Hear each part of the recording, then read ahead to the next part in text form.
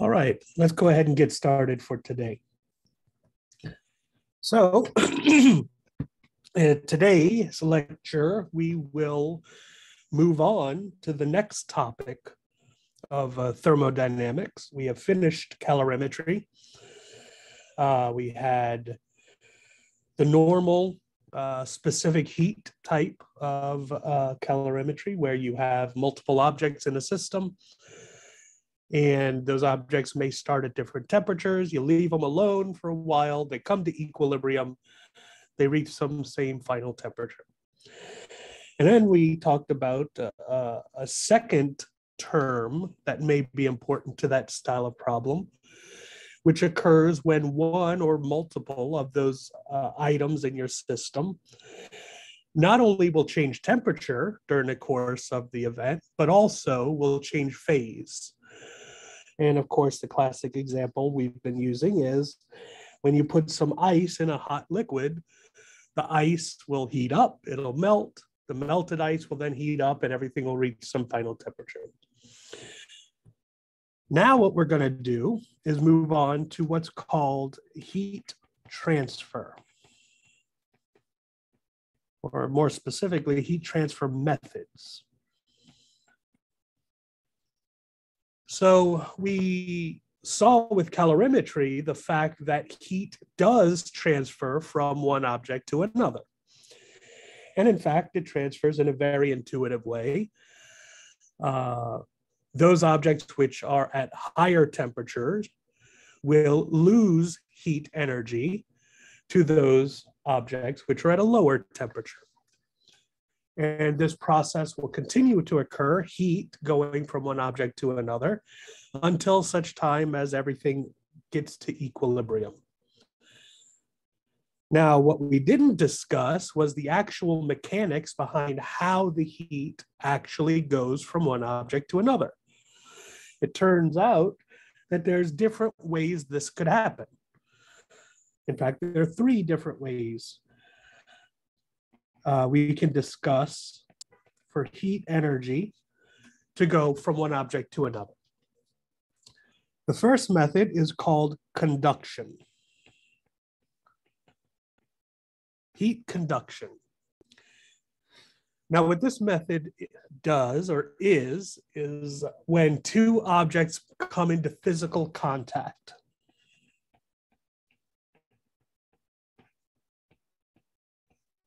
So let's say you have an iron, you're ironing your clothes, the iron itself gets really, really hot, and then you touch it with your fingers.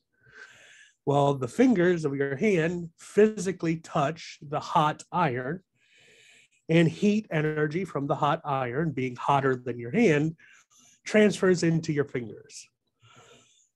That's heat conduction. Two objects need to touch each other, and in their contact, energy can pass from one to another. A second method is what's called convection.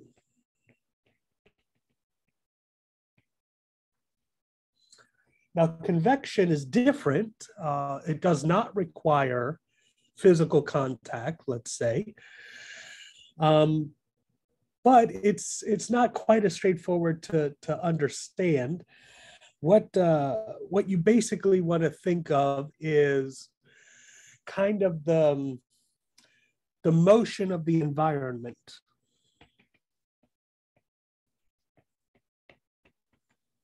Will allow for heat transfer to occur. And this, of course, happens in the sun. You have the sun made of gas, let's say hydrogen and helium and other gases. And because it's undergoing nuclear reactions, it's really, really, really hot. It's so hot that the gas kind of, you can think of it as a fluid. And every part of the sun is not at the same temperature, of course. The core will be at a different temperature than the surface of the sun. You have where the nuclear reactions are occurring, and then as you proceed out, you get different temperatures towards the surface. But this gas, this fluid of hot gas, bubbles and turns and twists and kind of flows within each other, moving hot areas into colder areas. Okay, another way, kind of more in your everyday life, you've seen this, is with ovens. If you ever heard of a convection oven, it's just a fancy oven, and just for your kitchen, where the normal oven, of course, has metal heating elements inside, or if it's a gas oven, that it may have a gas, an actual fire. But it's got a place where the heat is built up, and it's just a box, and you place your stuff in this hot box, and that heat soaks into the material.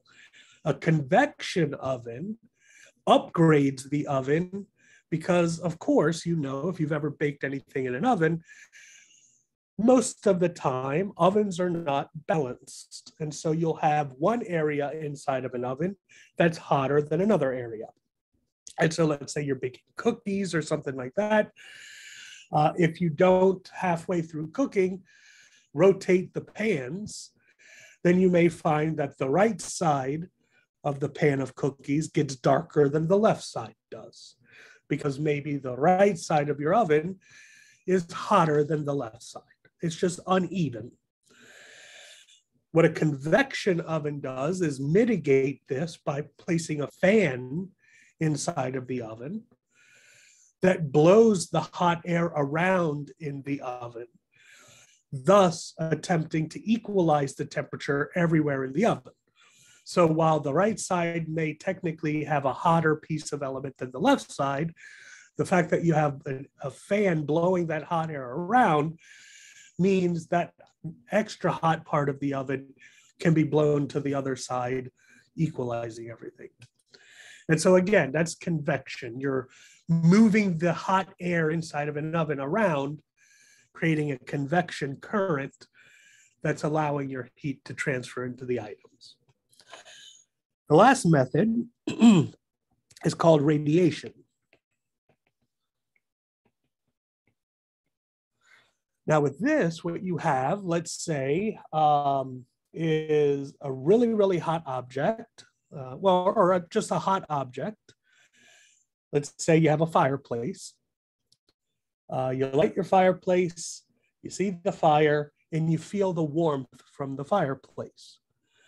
Well, you don't have to touch the burning logs. You don't have to put your hand in the fire to feel the heat. The heat is radiating from whatever's on fire, warming the room for you. Or if you've ever seen an electric stovetop, it's got the little, circular heating elements. Well, when you turn it on to really high heat, that metal heating element will start to glow red. Or you put a metal poker in the fire, it'll glow red after a while. That is radiation. It is, you've heated this object up to a point where you fed it so much energy, the electrons in the atoms of the material are raised to higher and higher energy levels in the atoms. Now, of course, electrons are lazy. They don't like to be in this real high energy states. They want to be at the lowest energy possible. They just want to nap around all day. So if you've energized them a lot, they get to a really high energy level. Eventually, they reduce back to their lower energy level, but in doing so, will give off energy. So a picture of it, let's say, here's your atom, and you have your little electrons flowing around the atom, of course. Well, if you feed in some energy into this electron, the electron goes out to a higher energy state, where now it's rotating around the atom at a higher energy state.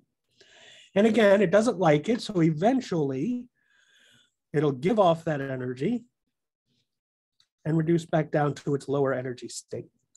And the energy that's given off as what's called a photon. This symbol is gamma. It's a Greek letter gamma. That's the symbol for photon. Photon is just a particle of light. So it gives off this light, and the light has a frequency which is equal to the difference in energy levels from the higher energy level to the lower energy level. There's some difference in energy here. That energy, thanks to Einstein, is H times F. H is just a constant, don't worry about that. F is the frequency of the light. And what's important about that is the frequency relates to what you see. Light comes in a huge spectrum from 0 hertz, 0 frequency, up to infinite frequency. And the higher the energy, the higher the frequency. Eventually, there's a range of energies, a range of frequencies that we call visible light. Okay. Light can be below this range, and so it's lower energy, or it can be above the range and it's higher energy. But there's a special range that our eyeballs just happen to be able to detect, and so we call it visible light. And so if the frequency turns out to be a certain amount equal to what's called red light, then when you look at the material, if it's charcoal or whatever it is, and it's glowing red, it's because the light given off by the electrons reducing their energy level happens to be of the right frequency to create red light. And that light then leaves the atom and comes to you or goes to whatever. Well, another frequency range of light is called infrared. And infrared is what we see as heat. So if you've ever seen The Predator and he has that heat vision, or you see infrared cameras nowadays where you see the spectrum of colors, and the spectrum of colors relates to how hot something is. That's nothing more than a camera that can see a different set of colors, which our eyeballs can't. And it happens to be in the infrared range. And that's what heat basically can be referred to. Because let's say from the sun, a lot of the energy from the sun that causes things to heat up or cool down is in this frequency range. But that's what radiation is. This is a way of giving off energy, in this case in the form of light, by the atoms, the electrons in the atoms, gaining excess energy from the heat, whatever source you're heating this thing up, excites those electrons. The electrons eventually don't like to be excited, so they send off light to reduce their energy level back down again. And you could feel that light as heat if it's of a certain energy range. So those are your 3 ways you can transfer heat. You're in physical contact with the object, you're touching it. It's radiating energy away, so you can feel it just by being close to it, and the light is hitting you. Or convection, where the heat, let's say, is hot air, and you're circulating the air around and allowing that to be convection. All right, well, now what we're gonna do is discuss or try to figure out, can we make predictions? Can we do calculations which relate to these 3 methods of heat transfer? And we can. In fact, 2 of them we will talk about. Convection, we're just going to ignore convection. But conduction and radiation, we're going to get equations for. And those are going to be the next 2 topics we discuss. Can we do problems? Can we calculate and predict answers about how much energy will flow, or what will be the temperature of a certain thing because of conduction or because of radiation, and so forth? So, conduction, that's our first topic. This is 2 objects or whatever heat is transferred by the physical contact through an object. Well, what is going to be the thing we're going to try to describe? Remember, in calorimetry, the main equation was the amount of energy required to change the temperature is called Q. And so if you want to change the temperature of water by 5 degrees, it'll take a certain amount of Q to do it, 8,000 joules or whatever it is. Well, for heat transfer, what we want is called the heat transfer rate. It basically says, how fast will this object give away heat? It gives 10 joules per second of energy. Well, something that gives 1,000 joules per second gives off more heat. It releases heat faster than something that gives off 10 joules per second. So the heat transfer rate is Q over T, the amount of energy per second. For conduction, the equation is some number K, this is a constant, and this has to do with the material.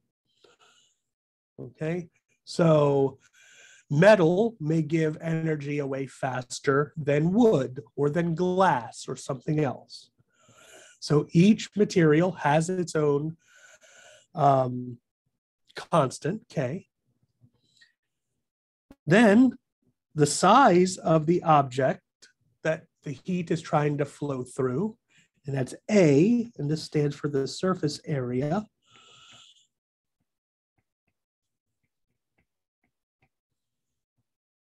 So if we're talking about, let's say, a window, and on the inside of the window, the inside of the house is air conditioned, the outside is hot summer, then heat is trying to flow through this window. And obviously, the bigger the window, the more heat can flow through per second, because there's a lot more area for the heat to go through. If you have a little baby window, then there's only a little bit of area for heat to get through. But if you have a huge, big piece of glass, then there's lots of areas where the heat can go through. So that's the surface area. How big of a material is this? Then we have delta T. Delta T is the difference in temperature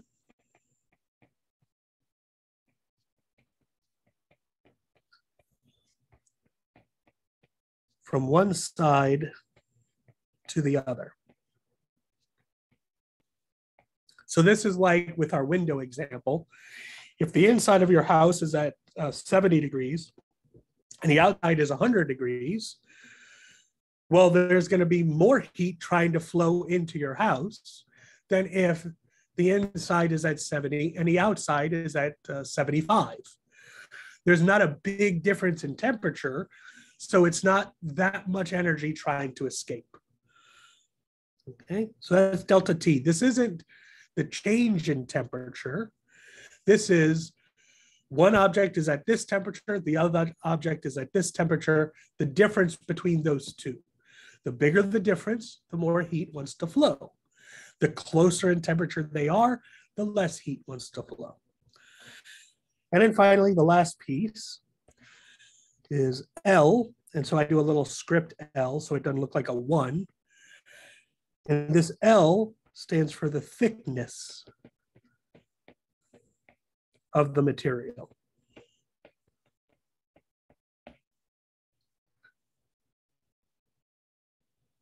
So obviously, if you have a really, really thick piece of glass, then it's harder for the energy to flow through than if it's an extremely thin piece of glass.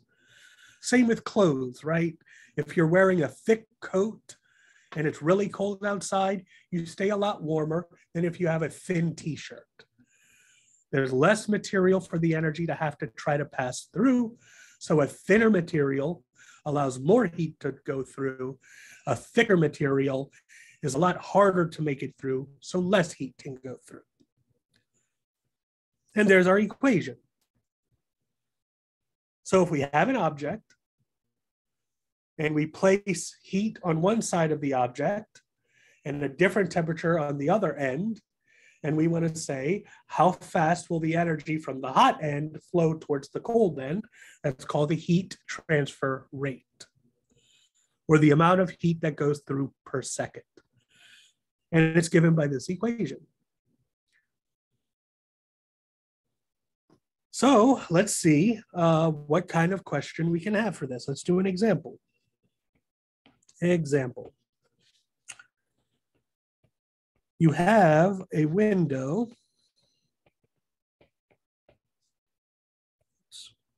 whose surface area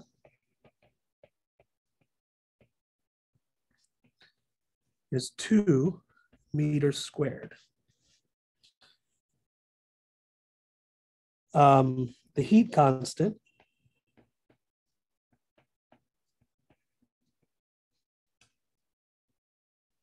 I'll call it the K. The heat constant is called conductivity. The conductivity of this glass, this window, is 300. Okay. If the window is 20 centimeters thick, calculate the heat transfer rate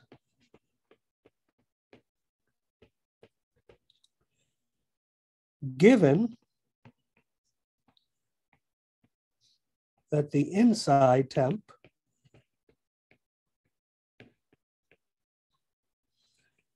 is, let's say, 20 degrees, and the outside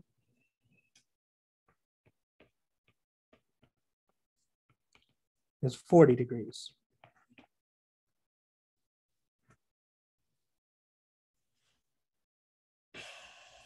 All right, there's my question. I have a window.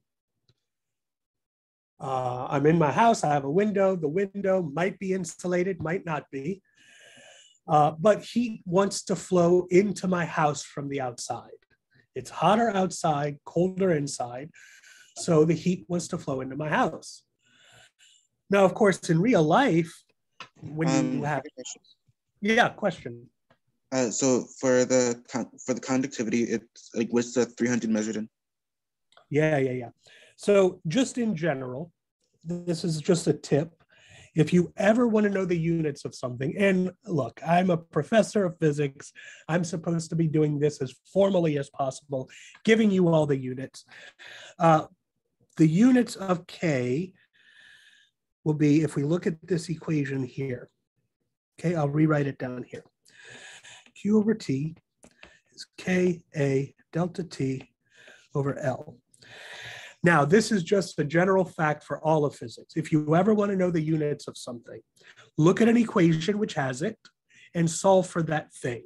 So let me solve this for K really quick.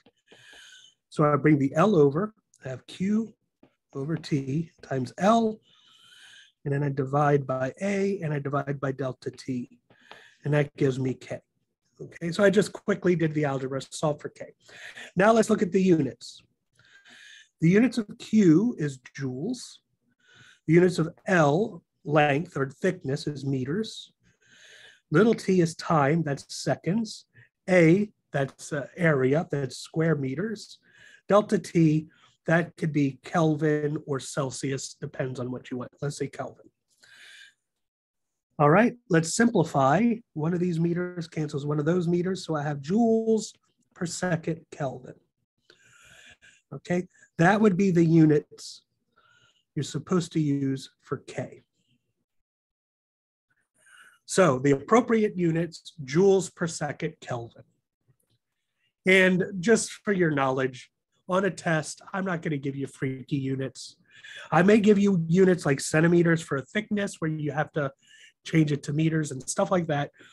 But for things like the conductivity, it's going to be the correct unit. So you won't have to worry about converting that. But just so you know the units, it's joules per second Kelvin.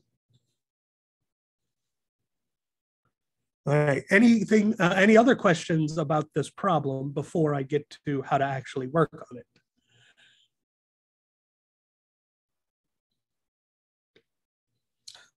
All right, so in the real world, let's say you bought a house.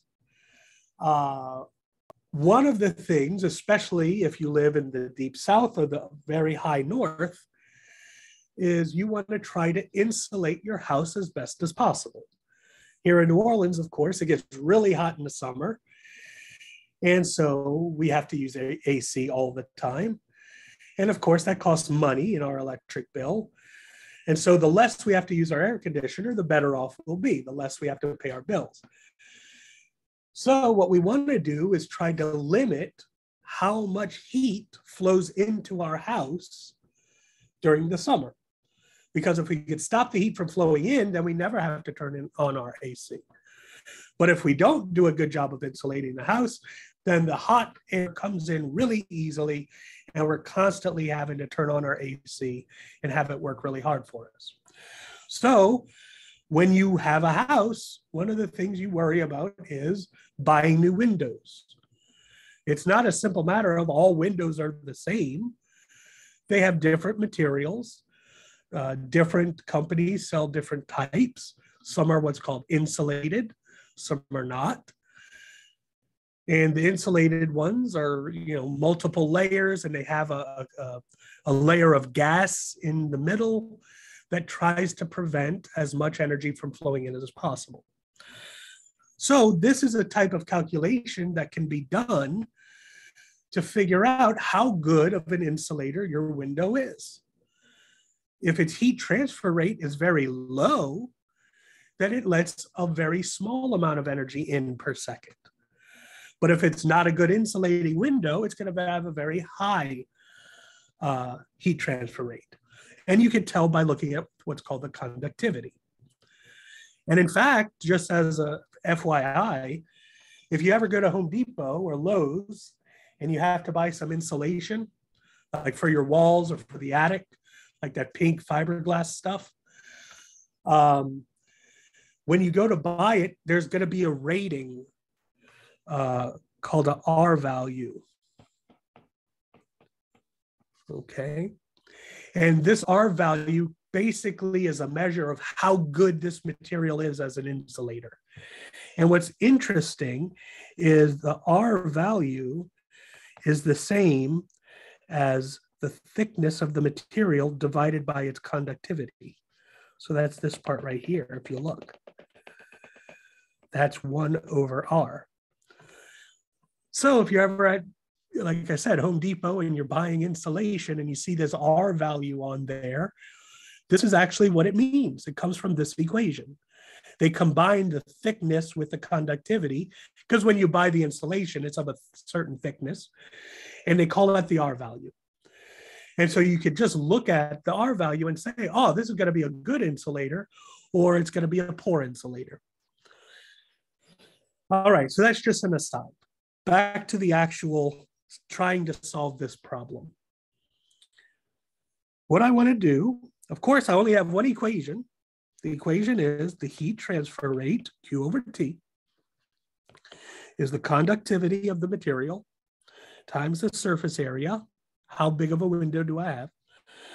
Times the difference in temperature from one side to the other, so the inside temperature and the outside temperature, divided by how thick my glass is. Well, it's fairly straightforward. I have all the data in my problem here, so all I have to do is plug my numbers in. So I read through, I say the conductivity is 300, so I have 300 for K. Now I need the surface area, and I'm told the window has a surface area of 2 square meters, so it's 2. Delta T, now here's the thing about delta T. Let's take a side view of what this window would look like. So let's say you're looking at the edge of the window, and over here is the inside of the house, and over here is the outside of the house.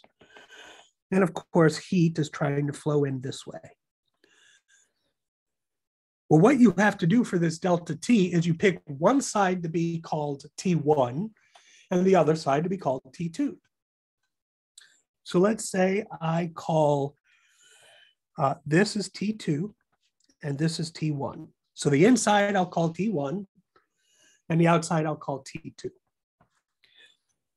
Then delta T is going to be, of course, T2 minus T1, the change in temperature, the difference between one side and the other.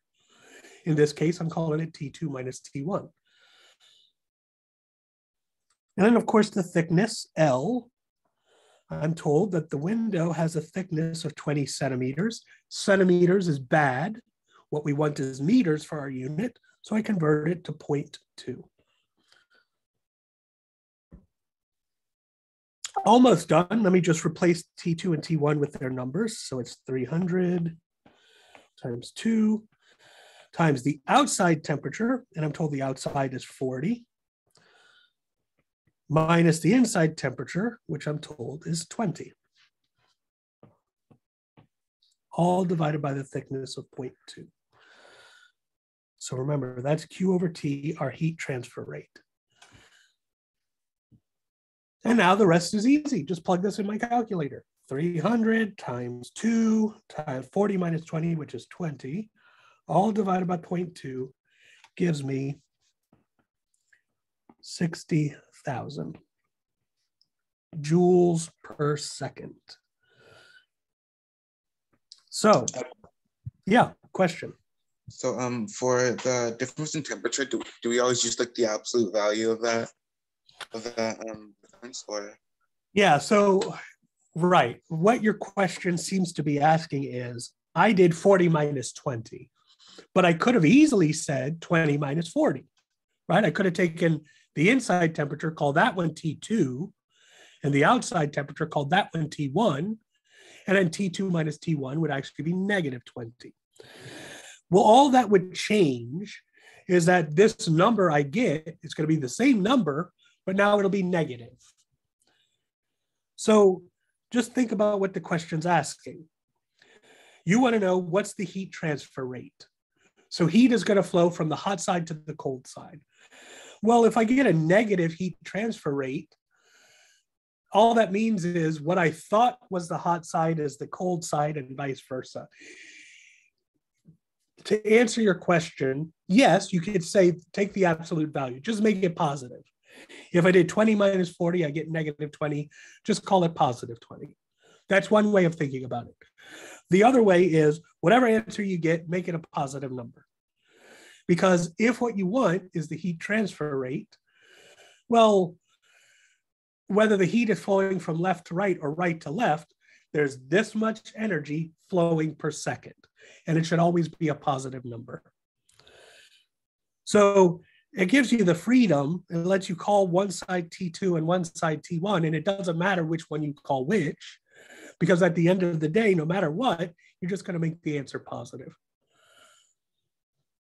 Now, where it'll be a little bit more important is as we do this some more, we'll have more advanced problems where maybe we have two different materials connected to each other. So maybe you have a pane of glass and a piece of wall right next to each other. And so the heat has to flow through two materials to get through the system. Well, now what you call T1 and what you call T2 will matter. But for this problem where there's just one material, it didn't matter because no matter what you do, you just call the answer positive. Doesn't matter. Any other questions about how I solved this particular problem?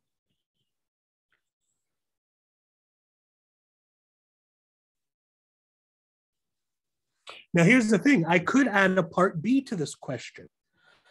I could say, look, I just found the heat transfer rate. Second problem, how much heat will flow into the house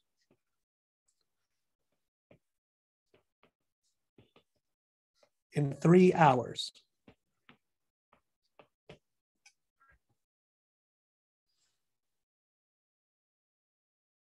So if this is what I want to calculate, is the total amount of energy that goes into the house in a certain amount of time, then all I have to do is take what I just figured out, which is the amount of energy per second is given by 60,000.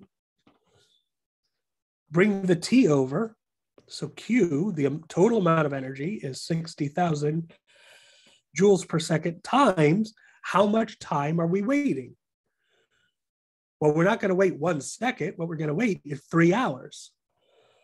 Now, of course, hours is a bad unit of time. So we have to convert 3 hours. And in 1 hour, we have 3,600 seconds. So 3 times 3,600 is 10,800 seconds.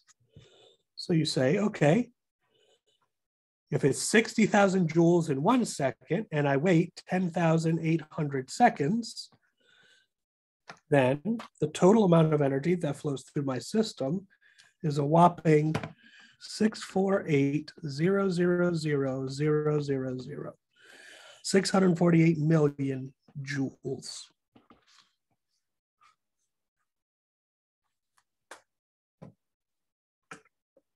And so you can see, by knowing the heat transfer rate, how much energy flows per second, then I can figure out, okay, well, how much energy is coming into my house in a whole year? Because to combat it, I have to use my air conditioner, which I have to pay for. And so by electricity, of course. And so by figuring this stuff out, we can make calculations and predict, well, if I upgrade to this better insulation, it'll cost me this much money and I'll save this much energy per year. Is it a good investment or is it a bad investment? These are real world applications to this type of thing if you wanted to do it. But for us, what we're doing is just a matter of, can we use these equations correctly to calculate whatever it is we're being asked? There's a second way of doing this, by the way. This is the main way. First step, calculate the heat transfer rate. Once you know the heat transfer rate, multiply that by the amount of seconds you wait, and that tells you the total energy. The second way is to start from the original equation. Q over T is K A delta T over L. Well, I don't have to solve for Q over T. If the only thing I care about is the total amount of energy that flows in a certain period of time, then what I can actually do is just solve for Q. So it's K A delta T over L times T. Just bring the T over. Now that we know T is 3 hours, well, I could just calculate it from the very beginning. With this example, I didn't do it because it was a part A and a part B. Part A, first calculate the heat transfer rate. Then part B, now that I have that, I'm going to wait 3 hours and see how much energy. Some other question may ask the exact same type of thing, but doesn't ask you to find the heat transfer rate. Well, if you don't have to calculate that particular thing, then don't. Just move the T over and calculate the energy outright. You could do that too. And that's what this physics stuff tends to be about. It's about taking a tool to be able to do something and then manipulating it for whatever particular task you have. The main tool is calculating the heat transfer rate for conduction. However, I can manipulate that to solve for other things as well. Maybe I don't care about the heat transfer rate. Maybe what I want is, I want to make sure that I never let more than 1,000,000 joules come in a day. And so the question may be, how thick of an insulation should I use to do that? Well, to solve that problem, I would take this equation, solve it for thickness. I now know what Q should be. Q is 1,000,000. T is the number of seconds in a day. And I'd know the conductivity, how big is my window, and what type of temperatures are we talking about. And that'll tell me, oh, you better have a thickness of at least this amount. So the same tool used to calculate something different in the same area, but we're a lot more versatile than if it's a heat conduction problem, this is what I do every single time. If it's a radiation problem, this is what I do every single time. That's not the way to go about learning physics or engineering or anything like that in these higher level sciences. We learn a specific technique, but then we use our intuition and our logic and our mathematical capabilities to manipulate that particular thing into a wide variety of other stuff. So just know that although this is called heat conduction and the equation is to calculate heat transfer rate, what you're actually responsible for is any one of these variables I can ask you about. I could say, here's the material, here's stuff about the material. How long should you wait to expect 50,000 joules of energy to pass through? Well, you should be able to tell, okay, take this equation, solve it for T.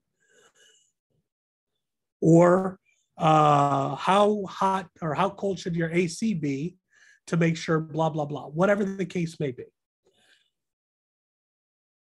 But the good news is, at the end of the day, for heat conduction, this is really all you have to worry about. This is the equation, and we're going to be solving something in this equation. You have to know your units. I'm using meters, meters squared, Kelvin or Celsius, because it's a delta T. Conductivity, of course, is joules per second Kelvin. And time is in seconds. So as long as all your units are okay, it's fairly easy to mess with this equation. Now, I'll go ahead and let us off a little early today, but what I will foreshadow is what we're going to do next time. We're going to continue with conductivity. But I kind of said it a little bit already. What if our problem dealt with a system that has two different materials in it? So let's say we have something like this, a wall and its insulation. So here's material 1, here's material 2. Let's say over here is 100 degrees Celsius, and over here is 20 degrees Celsius. And so, of course, heat is going to try to flow through the system. Well, we may want to find out exactly the same thing. What will be the heat transfer rate through the system? The problem is now we have two different materials. Each material will have its own heat transfer rate, seemingly. Material 1 looks thinner, so maybe it lets more heat flow per second than material 2, which looks thicker. But maybe material 1 has a different conductivity than material 2.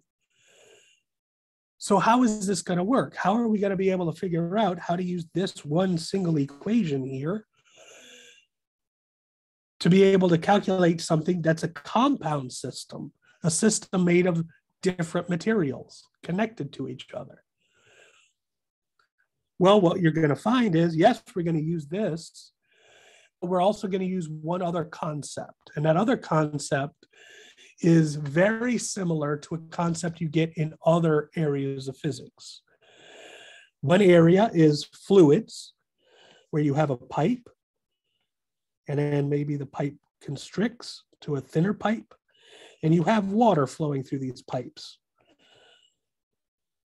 Well, if there's a certain amount of water flowing through this thick part of the pipe, and then all of a sudden the pipe constricts, well, how much water will flow through this smaller part of the pipe?